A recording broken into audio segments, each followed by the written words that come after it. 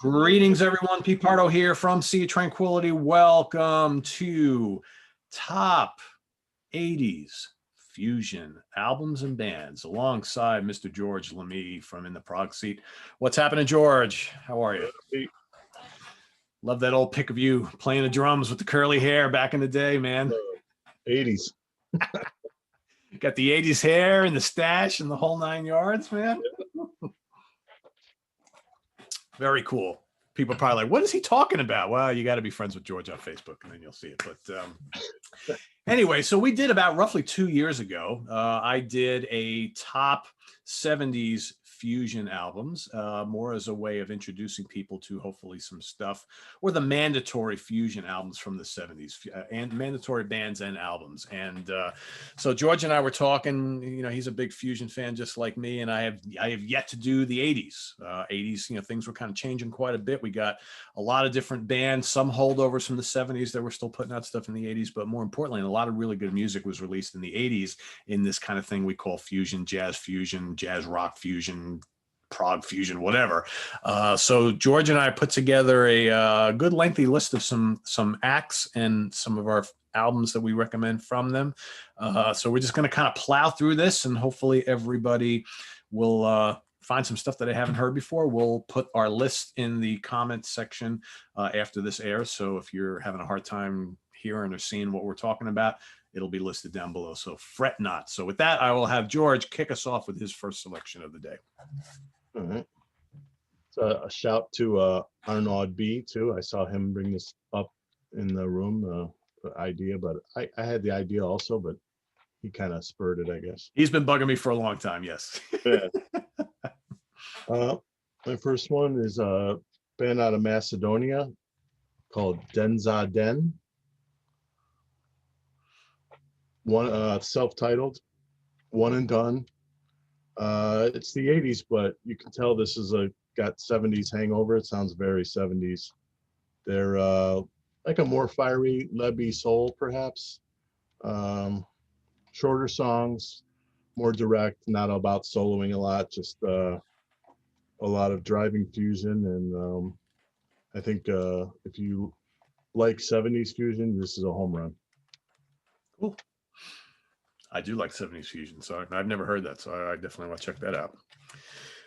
All right, so yeah, I guess I'm going to kind of also try and start from the beginning of the decade. So let's go to a band we have done a whole show on here, and that is Weather Report's Night Passage from 1980. So this is, of course, with what many consider to be the classic lineup of the band. So this is with, of course, you know, Wayne Shorter and Joe Zawinul and Jaco Pastorius, and I believe this was Peter Erskine as well on drums, yes, indeed, and Robert Thomas Jr. on percussion and things like that. So this might be, for me, the last classic Weather Report album. This got some fantastic songs on here. Madagascar, Three Views of a Secret. The title track is just absolutely awesome. Port of Entry, really good. You know, Weather Report, no guitars. You got Jaco trying to fill in some of the solo spots, but lots of sax solos, lots of keyboard solos. This one's really moody and rhythmic and a little bit of funk here and there, but just a outstanding fusion album from, you know, one of the mandatory bands of this particular style of music. But for me, their last truly great. They have a couple very strong albums after this, or strong, I should say, but this for me is the last great Weather Report album. There we have it. All right. Next one is also 1980, also one and done. Rahman, not sure. Another self-titled also. They're from French, but they sound like they're from the Middle East. There's a lot of Middle Eastern mystical sounding kind of stuff, a lot of Phrygian mode, kind of spooky. Again, it's not much on soloing, more song based. Didier Lockwood is on it. Oh, really? Wow. Yeah, but other than that, it's a bunch of dudes I don't know. Tough find. Got a re-release on Musia at some point, but long out of print by now. But yeah, if it's this is a real good one. Yeah, you say a good label there. I mean, they God, they release so much stuff. I mean, if you're interested in the obscurest international prog or fusion, man, you can probably find it on their label if you can still get any of them, you know. Those guys are pretty cool. I haven't talked to them in a long time. Are they still putting out? Are they still like around? I mean, they were like so prolific in the in the 90s and into the 2000s. And they used to send us stuff all the time for review on the web scene. But it's been a while. I haven't talked to them in quite a bit. All right. So also staying in 1980, Brecker Brothers, Détente. Got to include the Brecker Brothers, even though, you know, as the 70s wore on and they moved into the 80s, their music got, you know, fairly commercial and funky sounding. Still, you know, had a lot of the fire that you would expect from this band. But, you know, more vocal tunes, but the musicianship, as always, just absolutely spectacular. And you know, this is one of those bands that I don't even mind the vocal stuff, but it's kind of like the whole Frank Zappa "shut up and play your guitar." It's like, shut up and just play your horns, guys. And they always had impeccable players, and the rhythms are so tight, and just the instrumentation is just really just, man, just so addictive and melodic at the same time. So again, probably one of the, talking about these guys, probably their last, you know, truly special album. But they didn't have a lot of them, and I think they're all, you know, the first one obviously is the best, but I think this is still pretty damn good as they moved into the 80s. All right. Another 1980, John Serry, Jazzes. Oh, wow. He's a classically trained pianist. This is loaded with guest stars. Bob Shepard on sax, Jimmy Johnson on bass, Peter Erskine on drums, Mike Sembello on guitar from Maniac. He was in a band in the late 70s called Oracle, and then he had one solo album in the 70s, and then this was the 80s one.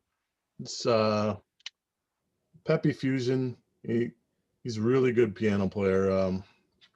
Like the Denza Den, this was never made it to CD, so you're gonna have to get a vinyl transfer kind of a situation, but well worth seeking out. Real good. Yeah, I haven't heard that name in a long time. Wow, cool. Okay, so this is another band that probably most of their notable stuff was done in the 70s, but they continued on into the 80s and the 90s. And this, I believe, is the only one that I have from their 80s, and it's also from 1980. This happens to be a live album. It's Oregon in Performance. So, you know, these guys are a little bit different because they've always been labeled a fusion band, but it's not really coming from the rock world. It's more like a blending of jazz and like classical and chamber music. So a very different, not as kind of manic as a lot of the other stuff that we might talk about, but very melodic, very kind of, it's almost like this is like world fusion before that even became a term, right? So you've got Ralph Towner on, you know, 12-string guitar, amazing classical guitar player. He also plays French horn and flugelhorn and piano. We got Colin Walcott on sitar and various different types of percussion. You got Glenn Moore on bass, violin, flute, and piano. And of course, Paul McCandless on oboe, flute, English horn, and all sorts of other stuff. This is very kind of whimsical, just, it's grandiose, but it's not bombastic. At times very gentle. Like I said, not loud stuff. This is probably the most different band I think I'm going to talk about today, but I really love them. And their 70s stuff is great. And this features some of their classic tunes played live and, you know, in an intimate setting. Really good, great sound quality on here. And, you know, you look at the front cover and they're just kind of like all sitting on stage. And that's kind of the vibe you get from this band, which I always found pretty endearing. So Oregon in Performance. Cool. All right. This is a band called 3 p.m. out of North Carolina. Quartet, standard guitar, bass, drums, keys. Known later on because the bassist is Jerry Peake from those early Steve Morse albums. Great bass player, yeah. Yeah.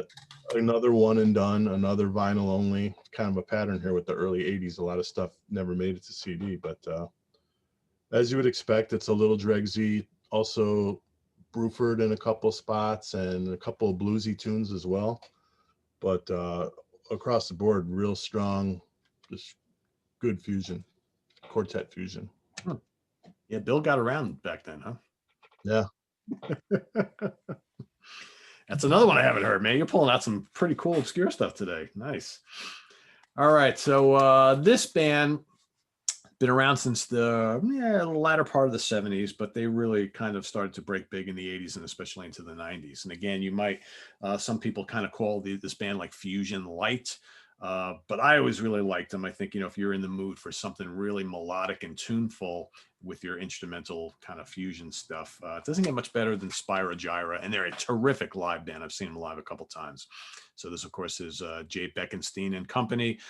You got sax and guitar and keyboards, bass and drums, sometimes additional other things going on. But this is a fantastic album. This is Catching the Sun. Might be my favorite album from them. This came out in 1980. I did also want to showcase another album from theirs later in the decade called Breakout, which is probably even a bit more energetic and pretty fiery, but really good band. They've won lots of awards and things like that. They've been around forever. They've had some lineup changes over the years, but usually the main guys in the band have stayed put, and so many albums to choose from. But I would say anything from the late 70s up to the early 90s is pretty safe and pretty enjoyable. So I always dug them quite a bit. So Spyro Gyra, Catching the Sun is the early 80s album. Breakout is the latter one. Who's on drums on that one? You remember? I'll tell you in a second. Hold on. Rosenblatt, maybe? Let's see. Eli Konikoff. Never heard of him. Yeah. And there's a lot of guys playing on this particular album. Oh. Yeah, Cool. so it could be one of those albums where they got I'm trying to see who else. I know he plays on a good chunk of it. Yeah, but he didn't stay in the band for too much longer, because if I go to Breakout, I'm pretty sure. Of course, it's like microscopic. Yeah. Jesus. You got the olds. Yeah, I got the olds. My eyes definitely have the olds. It's so small I can't even see what says. I believe you. I got some I can't. I haven't a clue. There it is. If anybody can read that, I don't know. Don't know. Not with these glasses, anyway. Oh well. Right. My next one. See if you sense a pattern here. A one-off, a vinyl only. They're from Chicago. Proteus. Infinite Change. A total prog rock album cover there, if I ever saw one. Pretty cool. Looks like a Creature from the Black Lagoon or something. Yeah. Again, a typical like leaning coming out of the 70s kind of fusion. There's like Demiola flavors in parts of it. YouTube Dance of the Moon Children, if you want a sense of this album. It's pretty pretty good song there. But yeah, this is all Chicago guys. Bill Dickens, the bass player on some of it, he kind of broke a little bit. But otherwise, I don't think any of these guys went on to do a whole lot. But this record is definitely worth checking out. Okay. Yeah, I'm definitely gonna have to seek that one out. That's pretty cool.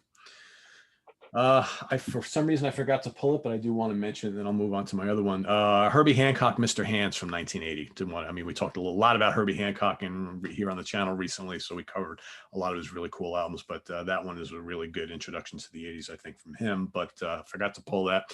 So my next choice will be from 1981, Jaco Pastorius, Word of Mouth, his second sophomore studio album. This would be the last one. He would do all sorts of little projects and things before he passed away, but this, as opposed to the first album, which is his first solo album, is more of a real showcase for bass and all the melodic things you can do with bass. Here it's like bass with big band, so to speak, and I really like this album a lot. It's pretty adventurous.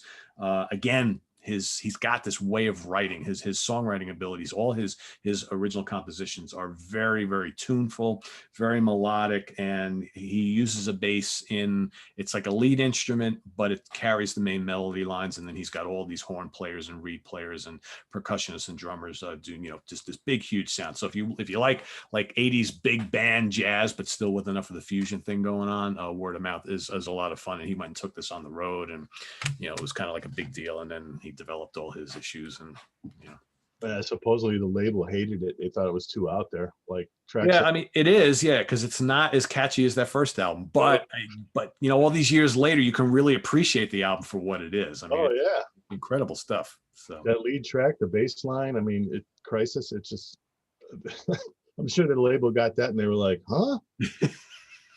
I loved it. I don't This know. is what you're giving us. This is what took you all these years to put together. It's like, man, can't you just give us an album like Weather Report? Come on. Yeah. All right. Another one and done, vinyl only, Apprentice, rough draft. This would be top 10 for sure, maybe even top 5. This is really good. Another Chicago band that I never heard what happened to any of these guys, but this one's an ass kicker. No softy stuff on this one. This is hard charging, slap you in the head stuff. Not gritty really. It's not the guitar play. There's a guitar on it, but it's not in the crunchy realm. It's more just tempo wise. It's very much keeps it moving. So if you're an adrenaline junkie like me, you'll love this one. So that's a 5 on the no softy scale, right? Yeah, definitely. Yeah, it sounds like Chicago is a good hotbed for this kind of stuff, right? Apparently it was. I mean, I wasn't into it back in '82, but that's right about when I got into fusion, but I certainly didn't know about them. Right. So much good stuff. It's just amazing how much underground music is out there that never got like mass appeal or mass release. It's absolutely mind blowing.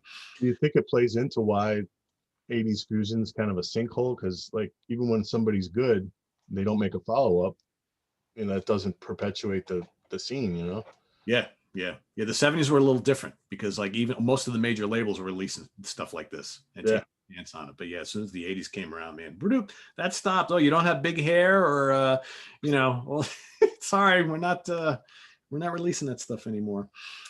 All right, my next choice here. These 2 albums came out in 1981, 1983 by a new band at the time, featuring Russell Ferrante on keyboards, Jimmy Haslip on bass, Ricky Lawson on drums, and various guys like Richard Elliott and Robin Ford and Mike Miller, Paulina DaCosta, so on and so forth.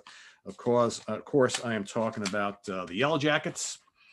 So this is the self-titled debut from 1981, and then Menage a Trois, from 1983. Here again is this kind of like Spyro Gyra, kind of like another band I'm going to talk about in a little bit, is kind of the birth of what later became known as kind of that smooth jazz. So it's almost like kind of like the LA jazz. So you've got jazz and more pop elements as opposed to jazz and rock, which a lot of the 70s bands were doing. So this was a big shift in the 80s. And I'm just thinking that I did not pull any Tom Scott and the LA Express albums. All right, well, maybe I'll just throw it out there. It's another really good band to check out, Tom Scott and the LA Express, a lot of along the same lines here.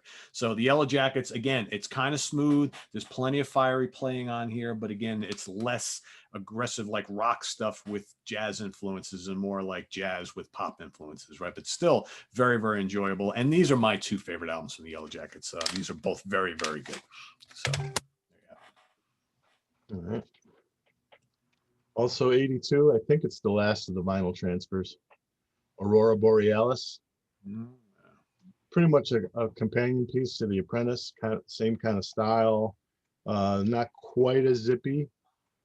Led by a guy named Mitch Dematoff. I think he's into soundtracks now, and notable for a couple of guests on a couple of tracks. You got Bunny Brunel and Tom Breckline, big time fusion players on a couple of tracks, but yeah, very much like The Apprentice, like zippy fusion, not that gritty of sound, but keeps the tempo going.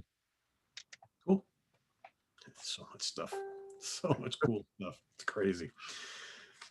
All right. So a very notable guy from the 60s and 70s who went into, I believe it was a 6-year exile, kind of fueled by alcohol and drugs. And we were all kind of like thinking like, are we ever going to see any music from Miles Davis ever again? Well, in 1981, he resurfaced for an album called The Man with the Horn. And then 2 years later in '83, Star People. Both of these are absolute fantastic albums and must hear for 80s fusion. He proved he was back, yet it sounded modern and contemporary. Whereas like in the early part of the 70s, he got heavily into that kind of jazz funk thing. Here, while it is kind of funky, there's definitely the rock influences are back once again. He's got Mike Stern playing guitar on this album, Stern and John Scofield playing on here. So there's a lot of really good guitar work, which kind of continues from the 70s stuff, because a lot of his music in the 70s featured guitar. But both of these are just fantastic. The compositions are great. Miles is sounding great. And yeah, I generally rank, for me, I love Miles's 60s and early 70s output. I absolutely love it. He's got some great albums in the 50s, but I rank both of these albums pretty damn high as well. And they're easily my two favorites from this time period. So yeah, there you have it. Man with the Horn and Star People from Miles Davis. Bill Evans is on Star People, is he not? He absolutely is. Yes, indeed. One of my favorite sax players. Oh, he's amazing. Yep, he is so good. So good. All right, 1983, The Fence, First Defense. This is the original band of Adam Holzman, the keyboard player for Steven Wilson. It's a quartet, standard quartet. This is like the band, the band he put together when he was a kid, basically. They had an EP at the end of the 70s, and then this is the first full length. Heavy Dregs influence, very Dregsy. Good stuff, though. There's one more after this, 87. That's also a good record, but this one, I would say, is the better record. Cool. I'm learning a lot today. I got some listening to do. All right, another holdover from the 70s. We did a whole show on this guy, and his classic albums are considered, the 70s output, but he's got a handful of really good ones from the 80s, and this is probably my favorite. Jean-Luc Ponty, Mystical Adventures. In fact, if I remember correctly, didn't this one rank pretty high for both of us? I think so, yeah. It was top 5, if I'm not mistaken, or somewhere close to that. Top 10 easily. And this, of course, has Jamie Glaser on guitar, Rayford Griffith on drums, Randy Jackson on bass, Paulina DaCosta. He's played with everybody on percussion. Who else is on this? Chris Ryan on keyboards. A lot of really good players throughout Jean-Luc's career. Of course, one of the great violin players of all time. And I love this album because I love these kind of big proggy fusiony suites that he always does, and there's a lot of that on here. You get the whole Mystical Adventures suite on side 1, then you got Rhythms of Hope and The Final Truth, and then the fun jig at the end. Really good stuff. Great production on this Mystical Adventures. Jean-Luc Ponty. Speaking of violin, El Subramaniam, Spanish Wave. He's a Indian guy, Carnatically trained, also classically trained musician. This is like a guest star fest. Stanley Clarke, Larry Coryell, George Duke, Alfonso Johnson. Wow. Tom Scott, Jorge Struns. I mean, it's jam-packed. He had done one other Western fusion album before this, just not nearly as good. This one's loaded. Again, go YouTube the title track, Spanish Wave. Killer stuff. Wow, that's quite the lineup on that. Yeah, it's really good. And that's always been the cool thing about the jazz and fusion scene. Most of these musicians, even the really notable ones, had no issue with appearing on albums from unknown people. It's like you saw it all the time. I mean, we mentioned Bill Bruford before. How many like unknowns has he recorded stuff with? And there's so many of these other guys, Stanley Clarke and Holdsworth. Holdsworth has appeared on so many albums. They were just like, you know what? We get paid a little something. We go and we play. It's what we like to do. And, nothing wrong with that. Whereas a lot of other genres, you've got, they just don't have the time for it, right? It's like too busy. Nobody will hear it, who cares? But the jazz guys are like, I just want to play. I'll make a couple bucks and I play, right? That's what I'm here for. So George mentioned the Dregs before, the Dixie Dregs. So we got to have a couple here. So, the band broke up like in early part of the decade, and then Steve Morse went and did the Steve Morse thing. But they had a couple albums starting off the decade. Dregs of the Earth, the live album in 1980, Unsung Heroes and Industry Standard, 81, 82. All right, I got this little collection. It's got a bunch of them. Okay. Great stuff. I mean, you just cannot go wrong with the Dixie Dregs. Even, the Industry Standard album, which has some vocals on it, is still really, really good. Or is that Industry Standard? Yeah, right. Yeah. Crank It Up and There's a Riding High, I think. It's got what's his face, Alex Ledgerwood from Santana's band, but still great songs. And it's for me when I talk about the Dregs, I usually What If is probably my favorite Dregs album. But I gotta say, man, uh, Unsung Heroes. That's mine. It's really good. And I mentioned Dregs of the Earth is the live album. That's Night of the Living Dregs. Sorry, Dregs of the Earth is a studio album. But all three of these are just absolutely fantastic and a great way to kind of end the career at the time from this band. But they would, of course, reunite and put out another studio album later on, which is also pretty dynamite. I mean, I often say, like, out of all the bands that I have ever seen live, and I've seen a lot of them, from a purely musical perspective, I would say that Dixie Dregs are probably one of the greatest bands I've ever seen, like from a pure talent perspective in a live setting. Yeah. Funny because I've seen a lot of great prog and metal and hard rock bands, and I've seen lots of great jazz and fusion bands, but man, the Dregs are right up there, right up there. I can remember, there's been a few instances where I've walked out of a gig and I've been like, holy crap, I just can't believe what I've just seen. The Dregs was one. I've said that a couple times for Dream Theater. Chicory Electric Band, I've said that numerous times. There's just, man, something about it. The magical stuff. And all those albums are really good. All right. Another Chicago piece. Continuum, End of Line. This is, we haven't said this before, but this is total RTF Mahavishnu worship. I mean, it's kind of out of place in 1984, but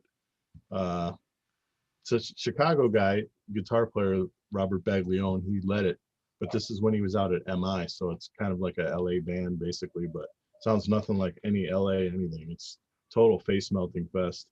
Definitely no softy stuff here. Trust me, this is just, God, this will knock your face off. I mean, again, one and done. He's got a bunch of other albums since then, but not with this configuration. This is totally notable for the bass player, Robert Allen. The bass solos on this are jaw-dropping. So you can still get this. He sells it on his website, robertbaglione.com. There was a Canadian band that used the same name, but they were like total, like kind of like avant prog. So I think that sounds a little more to my liking. Yeah, you'll love it. Wow, cool. All right, I got some homework to do. All right. Again, another left holdover from the 70s. I think most of his notable fusion stuff, the more well-known stuff, was released in the 70s, but he did have a few really well-known and pretty, inspiring ones in the 80s. Stanley Clarke, Time Exposure. This again is more of that kind of whole funk thing. So there's lots of vocals on here and just funky fusion-y playing. But man, he's got Jeff Beck playing guitar on here, Louis Johnson on bass, George Duke is on here. Who else is playing? Ray Gomez on guitar. Man, I love Ray Gomez. Yeah. That guy should have been a star, man. And all sorts of other dudes who play on here. But yeah, this is a good stuff. Like I said, a lot of bass on here, a lot of fuzz bass. But again, it's less of the kind of, early jazz fusion stuff he did, more of that whole kind of funky thing, that 80s thing, but still pretty notable. A lot of good playing on here. So I always kind of had a soft spot for it, even though I don't consider it one of his absolute best, but as from an 80s perspective, it's still pretty damn good. All right. 1984, Bill Connors, Step It, former Return to Forever guitar player. Had kind of, after Return to Forever, he did a couple classical guitar albums and he kind of disappeared. He reappears and all of a sudden he sounds quite similar, a lot of people say, to Alan Holdsworth. I mean, I hear it. I don't know if it's as exact as everyone says, but you'll definitely hear it. It's a trio with Tom Kennedy and a soon-to-be famous Dave Weckl. He did two more after this, and they're very much the same vein. So if you end up liking this one, you'll like all three of them.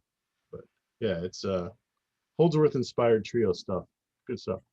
You know how many times I have like almost ordered that? It's not cheap. You can get it. I just need to just pull the trigger on that. I love him as a player, but yeah, he's it's funny if you kind of really got into Connors on that first the first Electric Return to Forever album, him and the Seventh Galaxy. Not all of his solo stuff is like that. He did a lot of acoustic stuff. Yeah, and jazz stuff. Yeah, I think there's only what, maybe 2 full-on electric albums like that, maybe. From Connors, I don't know that he ever sounded like that anywhere else. I don't know. I'm struggling to think of it. Where that go for the throat and that dirty tone and just Yeah, pecking. yeah. Great player though, such chops. Speaking of Holdsworth, he's got to be part of this equation as well. I decided to choose Metal Fatigue from 1985. You can basically pick any of his 80s albums. They're all damn good, but this might be my favorite. You know, and again, he's got Jimmy Johnson and on bass and Alan Pasqua on keyboards. Gary Husband plays drums on here. Chad Wackerman's on here as well. Paul Williams, there's a little bit of vocals on here. He's got a long history with Paul Williams on vocals. They go back to the Tempest days. But yeah, just some amazing, amazing playing. Some, you know, you got title track, you got Devil Take the Hindmost, might be one of his most popular songs, Panic Station, The Unmerry-Go-Round, and The Mystery. Some really special stuff on here. You know, we've talked a lot about Holdsworth on the channel in recent months, and I have always said that I love the guy, and I really like a lot, most of his solo albums. I kind of like the albums he played on for other people though a little better. So like when he has done albums with Soft Machine and Gong and Tony Williams Lifetime and Bruford and UK and all that stuff, I tend to prefer those albums over his solo albums, even though I really like his solo albums a lot. I do. And some of them are absolute classics. But for me, Holdsworth is kind of like a different guy when he's playing with other people. And but he's one of the all-time greats for sure. But yeah, that's as far as solo stuff goes, got to have Metal Fatigue. So good. Okay. 1984, self-titled from Stretch. Stretch. Now this band is, you're going to know everybody on this. Other than, it's Dave LaRue on bass, T. Lavitz on keyboards, Van Romain on drums, and the guitar player's name is Glenn Alexander. I think it's kind of him and LaRue basically put this together. It's, as you'd expect, it's pretty Dregsy. This is was a long time was just the vinyl only, but now Glenn Alexander is selling it on his site. But yeah, it's a very prime example of Dregs influenced 80s fusion. Good. So did they do that after the Dregs broke up? Yeah, it's 84. Okay, so wow, so that's right around the same time as the Steve Morse band. So LaRue hadn't yet joined the Steve Morse band yet because Jerry was in the band. There, yeah, and so Rock was still on drums. So at some point, those guys migrated. I don't know the story behind it, but interesting. Wow, that's kind of cool. So that was kind of going on in between all that. Yeah, wow, that's kind of cool. Yeah, I never heard of them. That's more stuff for me to check out.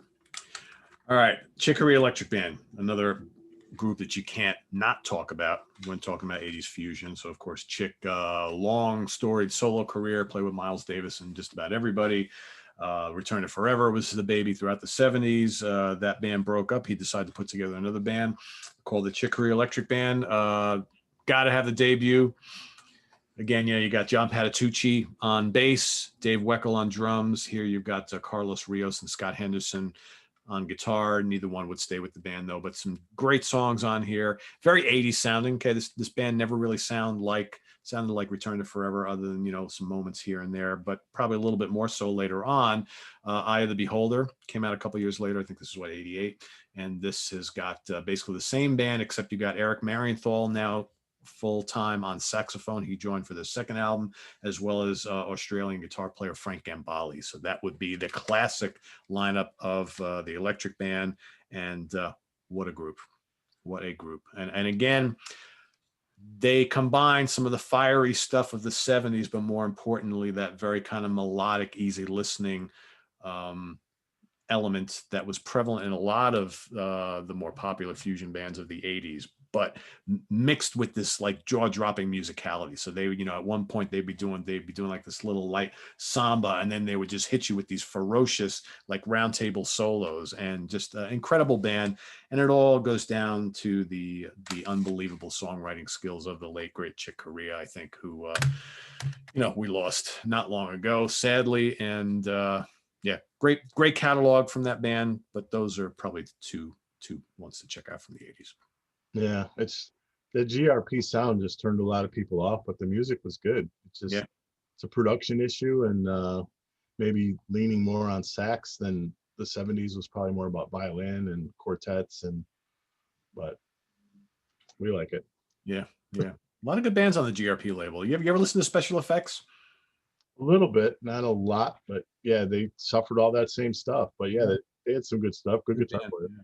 Yeah, I used to have a bunch of theirs on cassettes. I never replaced them on CD or anything, but I may want to do that because those first couple are pretty good. All right. 1985, Michel Camille, Why Not? This is a Latin fusion album. Again, notable for some of the players on it. It's Dave Weckl and Anthony Jackson. And then a horn section and percussionists. Yeah, it's a mixture of Latin fusion, and there's some straight jazz on it, and there's some fusion stuff. Some of this stuff's been covered by other people, like Greg Howe did one of the songs on here, and Manhattan Transfer actually did the title track. Why Not? They did it as a vocal piece, but this is top 5 for me.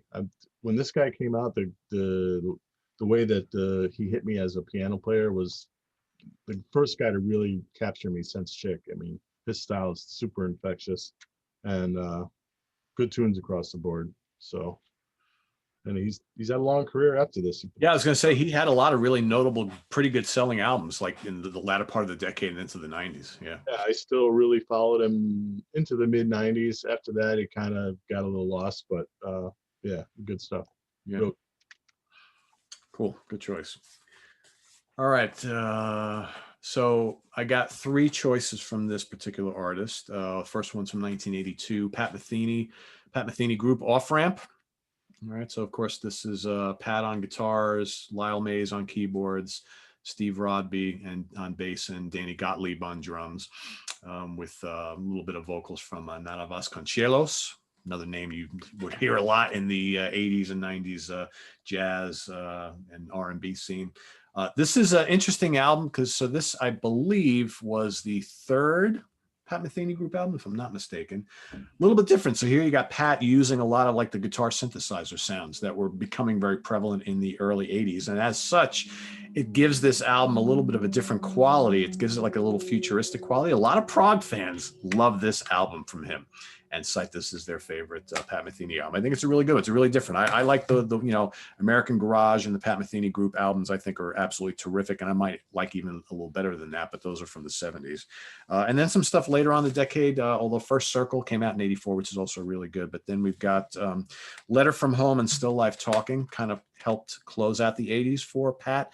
These were both really big sellers for him and the band. So Still Life Talking was 87, Letter from Home was 89. And these are just great listens. They're a little different from the early stuff because he's got a bigger band, lots of like Brazilian influences coming into the band. He's got some vocalist and percussionist, but man, just the songs are just so hauntingly gorgeous and beautiful. And I remember at the time I was listening a lot to like jazz and jazz fusion radio. There was a pretty notable radio station in New York City, and they played these albums to death. I mean, you couldn't escape hearing these songs. It's just really, really lovely, moving music. And I've long talked about how at the beginning of coronavirus, when we were all locked in our houses and, trying to just deal with what was going on in the outside world. And I dove heavily into Pat Metheny. And for like about 3 months, I hardly listened to anything else but Pat Metheny and the Pat Metheny Group. And just really, really good feel-good music. But with a lot of great playing. Again, you can have really good instrumentation amidst music that's kind of soothing and melodic and pleasant, right? I mean, this guy's guitar skills are amazing, great keyboards, and just really, really, really good stuff. So do not neglect the Pat Metheny Group. A lot of really good stuff for fusion fans in his discography. And another guy who you can't pigeonhole his sound.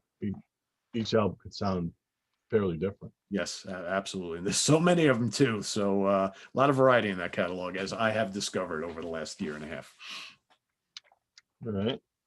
We did a ranking show on these guys. Yes, indeed. Tribal Tech. Spears, Dr. He.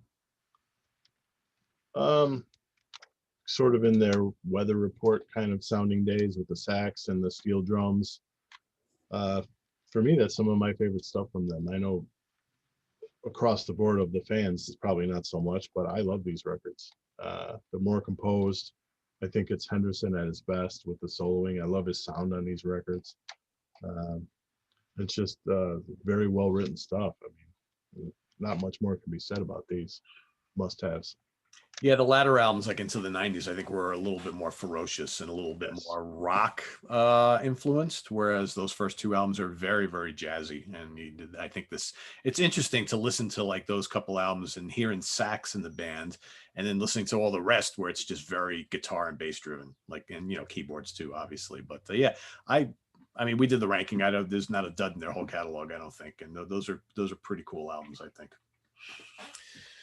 All right, where am I at years-wise? I'm trying to, let's see. All right, so I'm going to leave these two for last. And all right, so I could not find the album that I wanted to pick from this guy, which is Blue Matter from 1986, John Scofield.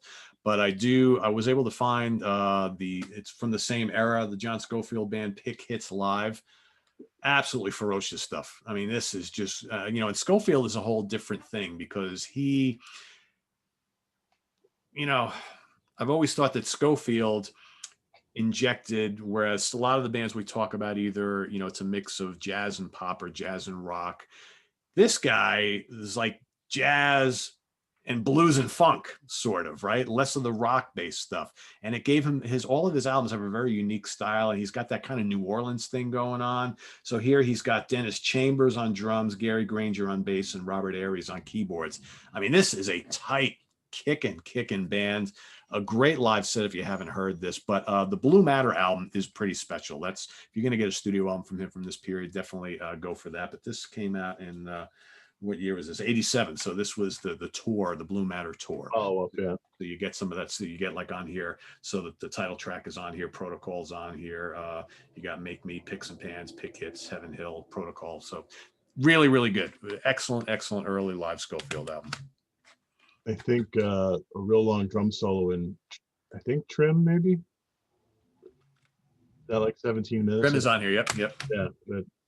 I mean, Changes is just unbelievable, yeah. Yeah, that's basically, he was around before Scofield, but that's basically his coming out party as a fusion guy. And yeah.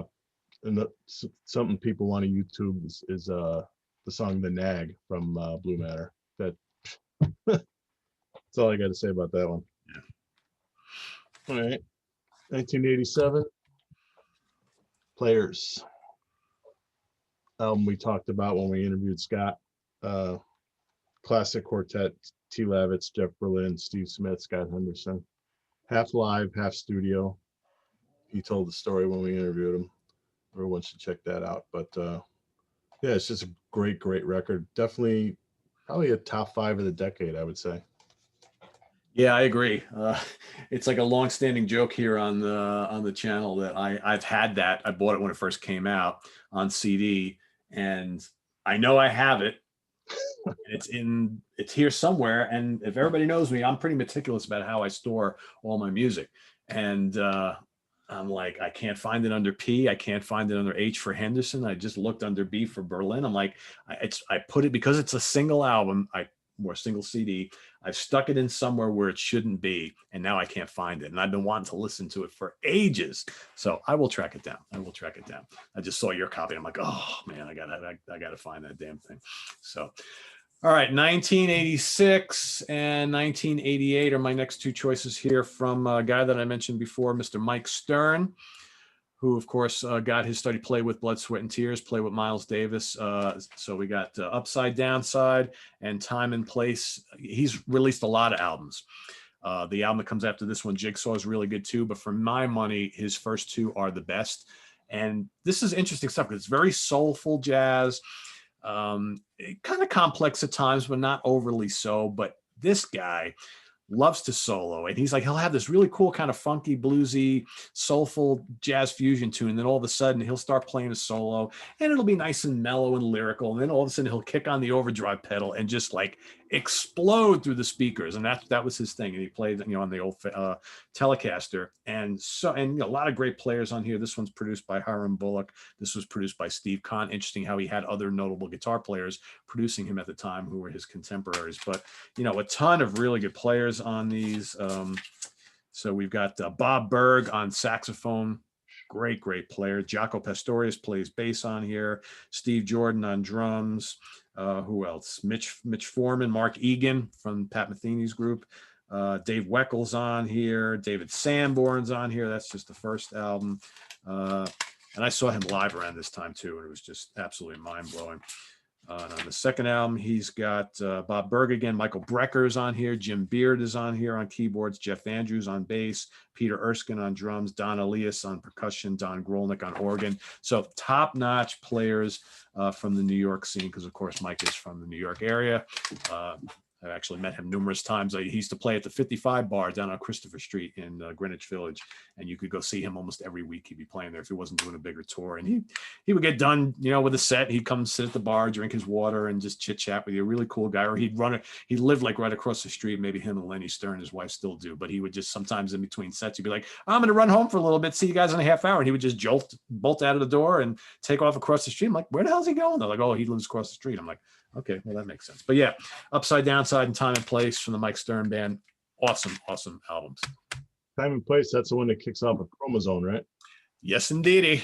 That's a fusion classic. Well, actually, Chromosome is last. Gossip, but yeah, that's amazing. Gossip is the first song on here. But okay, yeah. Right. But you know what? I think on the cassette it was a different order, because I originally had this on cassette. I think you're right. I think on the cassette it was the track listing was a little bit different. But yeah, Chromosome is amazing. Gossip and Time and Place is really good too, and I would recommend the title track, Upside Downside, on the other album. I mean, they're all good, but yeah, Sean Lane used to cover that Upside Downside. Yeah, that's good stuff. All right, 1988 also. Borelli LaGrange, Foreign Affairs. He's was a child prodigy, gypsy jazz player. Came out in the, he was 13 years old when he made his first album and sounded like Django Reinhardt. So everyone was like, blown away. And then turns 21, he signs to Blue Note, and he starts putting out fusion albums. So this is the second one of that line. Dennis Chambers, Jeff Andrews. Who else is on this thing? A guy named Kuno on keyboards. He's really good. And a percussionist named Cafe. I don't know him, but it's really strong stuff. Electric fusion, except for he's got 3 acoustic guitar solos, showing off his chops on those. It wouldn't last long though. I think that he just did these 2 Blue Note albums and then went back to gypsy jazz stuff. And his technique is fantastic. He's a really exceptional player. But this one, he puts it together with the fusion songwriting. He hasn't done a lot of fusion in his life, but this one, you got to have it. Yeah, I used to have that on cassette. Yeah, that's one I would love to have on CD. That's good. Yeah, he's good. I got to see him. He did the trio thing with McLaughlin and Dimiola. God. Oh, that video? Late 80s. They played a gig in New York City like in 89 or something like that. Was it McLaughlin or was it Coriel? Maybe it might have been Coriel. I don't remember. It was definitely Dimiola and him, and I don't remember who the third guy was. It might have been Coriel. I thought it was McLaughlin, but who knows? I don't know. Maybe. I don't know. I'd have to look it up. But I was mind blowing. It was so good. That's the category he's in chops wise. So that's yeah. I have some stuff that he's done. You can find some kind of weird bootleg live albums from the early mid 80s with Jaco and him. Yeah. Good. Jaco wasn't in the greatest state of mind at the time, but Borelli, playing electric and just like going nuts is pretty cool. His family held it against Borelli because Borelli was so desperate to play with Jaco that he kind of pushed him into doing those tours, or at least he made it where Jaco wanted to go out. And they were like, Jaco needs to not be doing music right now, not be out doing these tours and stuff. And because he got along with Borelli so good, they ended up doing those tours, and it wasn't long after that everybody knows he died. Yeah, crazy. All right, so we're gonna move up to what year is this? 1987. David Torn, Cloud About Mercury. Dynamite album. This is an ECM release. So this is David Torn on all guitars, loops and things. Mark Isham on trumpet, flugelhorn, occasional keyboards. Tony Levin, Chapman stick, and Bill Bruford on drums. I mean, can't beat that lineup. So this one of those, I think, undiscovered gems. Especially in Torn's catalog. He's had a bunch of really, really cool albums. But, you know, again, one of those albums where, you know, Bruford and Levin doing their thing, and they had a lot of history together at this point in time. But this is just a fantastic album. And it's got that ECM sound. So it's kind of like laid back, but plenty of soloing going on here. It's definitely mood music. And I always it's dark sounding. It's a pretty dark album, as most of David Torn's are, and I think he's a terrific guitar player that doesn't get enough credit. But yeah, this is a undiscovered gem from this time period, from the ECM label. I love a lot of the ECM stuff. I think it's just you know, it's fusion of a different nature. If you ever notice, like a lot of the ECM stuff has its own sound, no matter who the artist is. That's like a genre now. I mean, it's called ECM jazz. Basically. Yeah, it's crazy, right? No matter who the artist is, it's got that sound. That's an ECM release. You can tell right off the bat. So yeah. I'll have to check that out. I don't know that one. Yeah, it's a good one. It's a good one. All right. Bunny Brunel. Oh, wow. 83, 89. 83, this one's got a real 70s flair. Big time guest stars, Chick Corea, Herbie Hancock, Stanley Clarke, Tony Williams. He's even got Chick and Herbie playing on the same track. One Chick playing Moog and Herbie playing piano, and they're trading off. That worth the price of admission, basically. But yeah, this is a real horn-driven 80s funk, 70s fusion. Sorry, more like that kind of a thing. Punchy stuff. It's real good. This one's different. This has got a little bit of that clinical kind of 80s sound.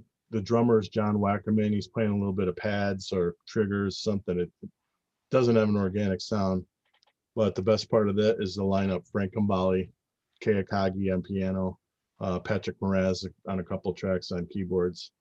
This one's in my 80s top 5. I mean, just really good stuff.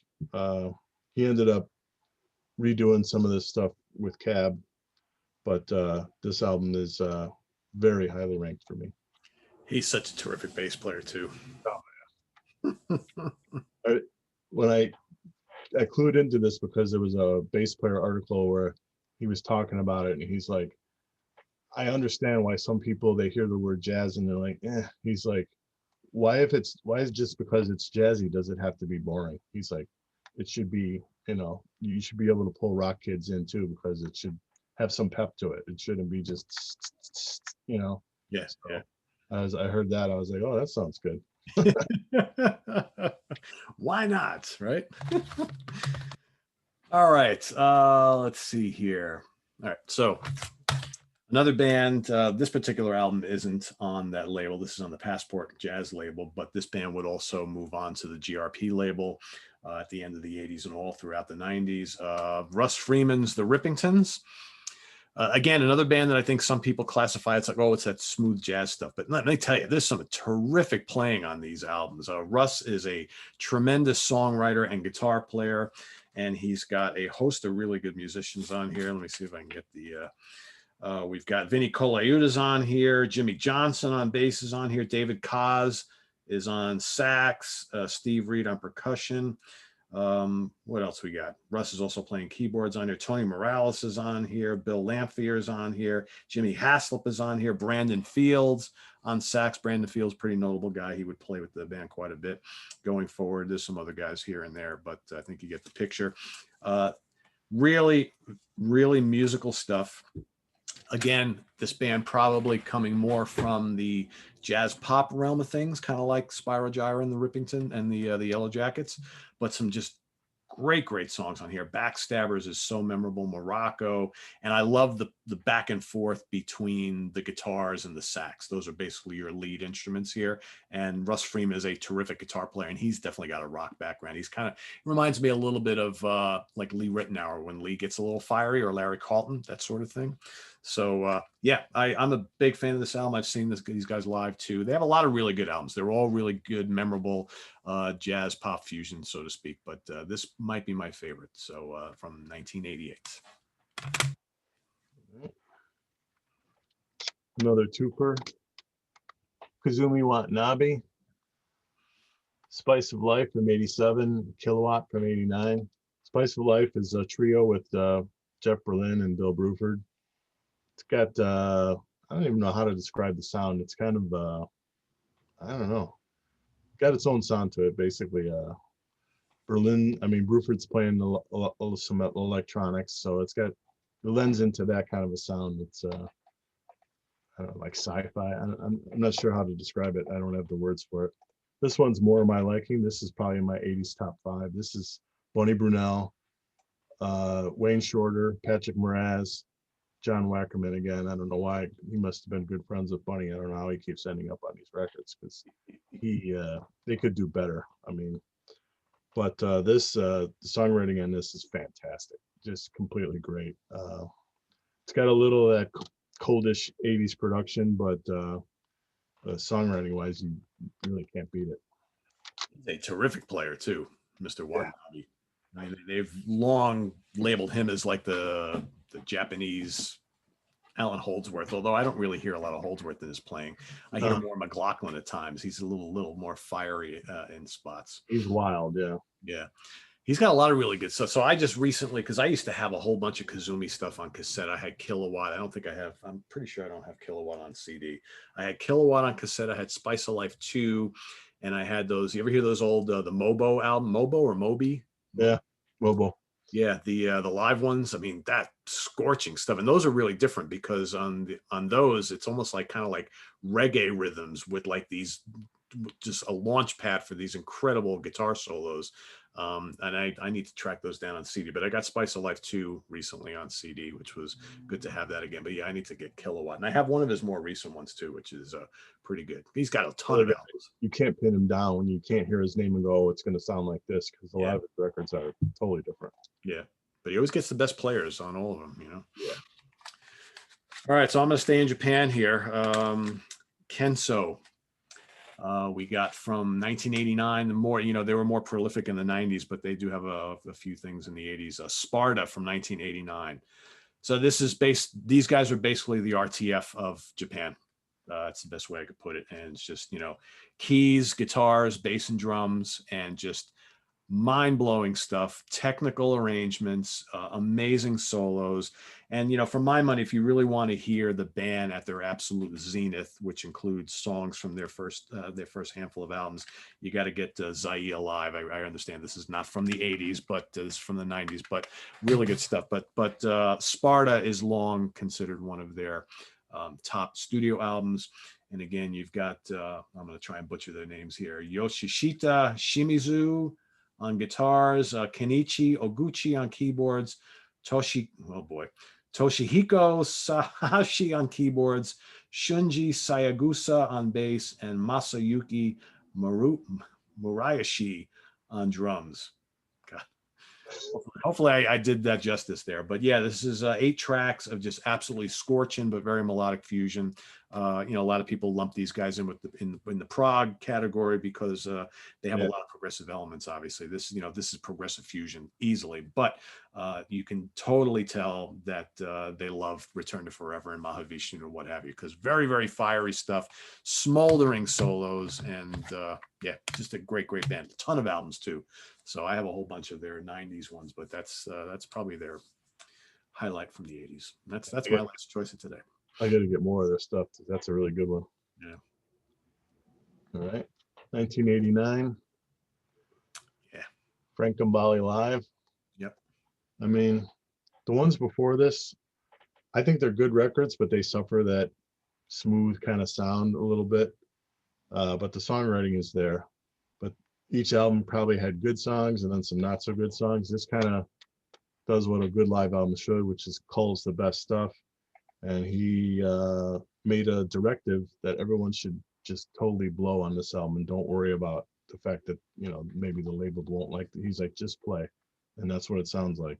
I mean, you got Kei Akagi on keyboards, Steve Tavaglione on sax, Joey Heredia on drums, Steve Krishnisnik on bass. And they were like a who's who of LA session guys at the time. And this thing just smokes. I mean, you can't say any more than that. It's just 6 tracks, about an hour long. I mean, it gives you an idea what they're doing.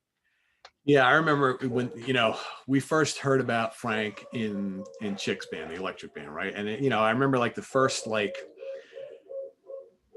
album he appeared on, the second album, you know, he didn't have a lot to do on that album, right? There wasn't a lot of guitar solos on there or anything like that. So like, all right, that guy's, you know, when he plays, it sounds really cool, whatever. And then I remember hearing his first 2 solo albums. I was like, all right, these are okay. You know, he's a good player, right? You know, some good tracks on here, but whatever. And then that came out and I bought that on cassette and I was like, holy moly.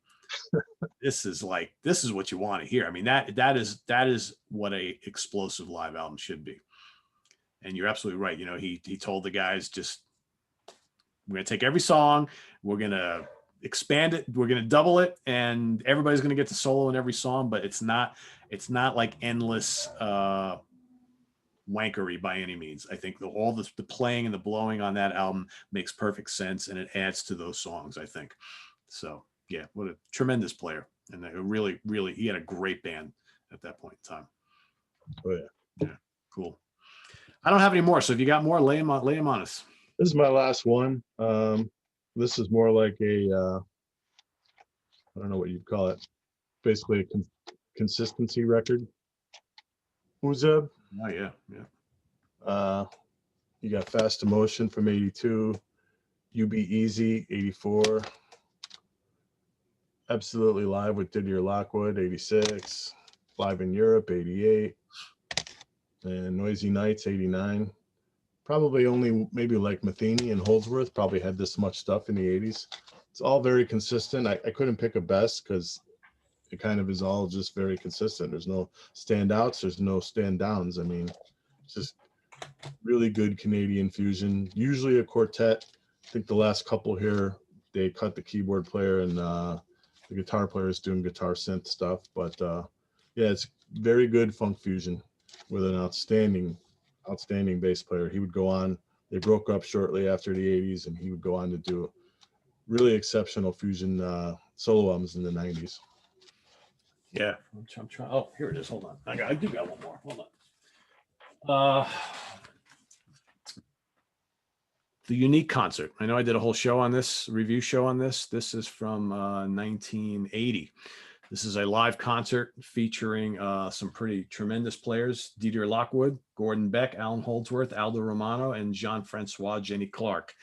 Great album. I mean, if you ever wanted to hear Alan Holdsworth and Mr. Lockwood kind of saddling up next to each other and just like soloing alongside each other, this is tremendous stuff. And I think I may have one more here. Yeah, I'm gonna throw this out there. Elements, Liberal Arts. So of course, this is the band put together by Mark Egan, bassist, and Danny Gottlieb, drummer, from the Pat Metheny group. They have a whole bunch of albums came out in the 80s and the early 90s, but this might be my favorite. It's got Bill Evans on here, Steve Kahn, Joe Caro's on here, Stan Samoli, Gil Goldstein's on here, Clifford Carter. This is really good. Really good songs. You know, gotta love the fretless bass skills of Mark Egan, and his writing is very melodic. So if you like the early Pat Metheny group albums, I think you'll dig the Elements album. It's quite good, very memorable stuff. And there you have it. That's all I got. And one more I want to add. I was talking with a guy last night about doing this show, and came up about the Mahavishnu albums in the 80s. Everybody hates them.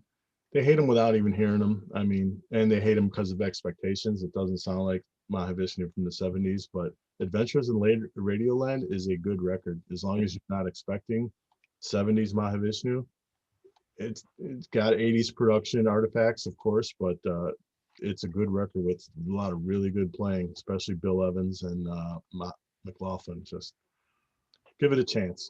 Doesn't Gottlieb play on that one? Yeah. Yeah, I thought so. Mitchell Foreman on keyboards and Jonas Hellborg on bass. Yeah. Hellborg is tremendous. Yeah. Cool.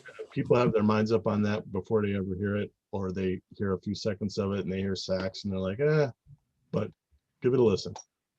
Good stuff. Cool. Well, I guess we covered we covered a lot of ground actually today. So we have it over. I'm sure there's others that we have missed, and you can't do them all, but these are pretty solid recommendations, I think. So if you're looking to explore the fusion genre outside of the 70s, there's a lot of good stuff here in the 80s, and you got plenty here to listen to, including myself, because I did a good chunk of George's I never heard before. So I'm pretty excited to be checking that out. So the 80s stuff is not, revered, but it's not a total sinkhole either. There's some good stuff out there. It didn't develop the same way the other decades have, basically. Yeah, true. Cool. All right, there, everybody. Thanks for watching. Visit us on the web at www.seatranquility.org. We're on Facebook. We're on Twitter. Of course, we're here on YouTube all the damn time. We've got coming up here on the channel, we got a few review shows happening today.